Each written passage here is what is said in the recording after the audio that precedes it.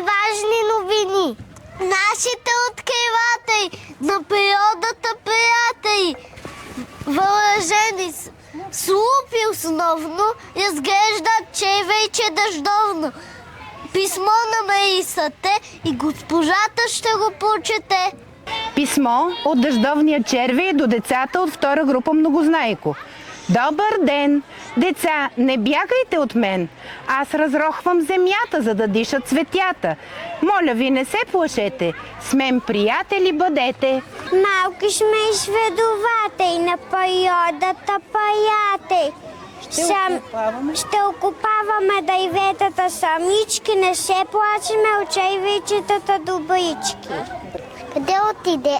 Ах, допреди малко паяче видях. Вижте ици-бици, паяче добро, бързо изплита своето легло.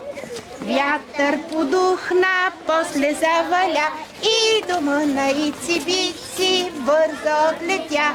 Нашите репортери от Многознайко ТВ предават. Опитите продължават! Да погледнем кръговите с различни цветове. Какво ли означават те? Като видим кавъжата, знаем, че пластмаса гълта. А от цветовете тия, кой цвят се избира нашата хартия? Тя казва Скофа. Скофа синя, ако влезна, знам, че пак ще съм полезна. Добре. Вижте кофата зелена. За пластмаса, за стъкло и за желязо отредена. Добре. Ако разделят ти събира, ще можеш да разтикнираш кофи, жълта, синя и зелена, с батая разделена. Кофичка, но кофичка, жълта, синя и зелена, жълта, синя и зелена, тя от паметите се събира, разделено.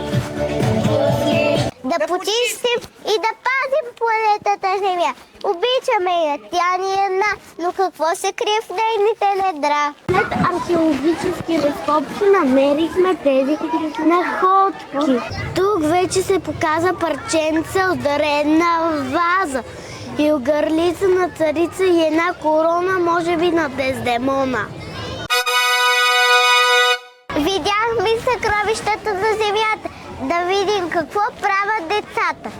Тук има учени химици и най-добри математици. Изчисляват, правят сметки, сколби и са се проветки. Работят без никой да говори и правят различни разтвори. Веществото напълно се разтвори. Най-после някой проговори. Разбира се, то се знае. Не наситен разтвор това е. Тук в колбите в нашия двор получихме наситен разтвор. Ето е нашата вана любима. Проверихме във водата въздух има. Не обелената мандаринка плува, а обелената пак потъва. Направихме извод ние децата, има въздух между плода и кората. А в красивата беседка също има чудна гледка. Наука типата приготвяме и хоп, наблюдаваме под микроскоп. И сме свидетели на тези гледки.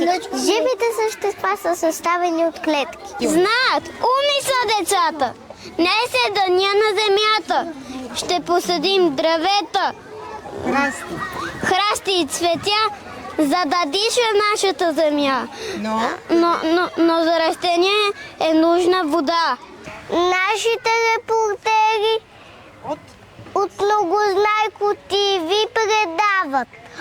Опитите продължават. Благодарим на нашите учени и репортери. А сега да се подготвим за големите новини. Цветята ни са увехнали и тъжни. От какво имат нужда? Вода!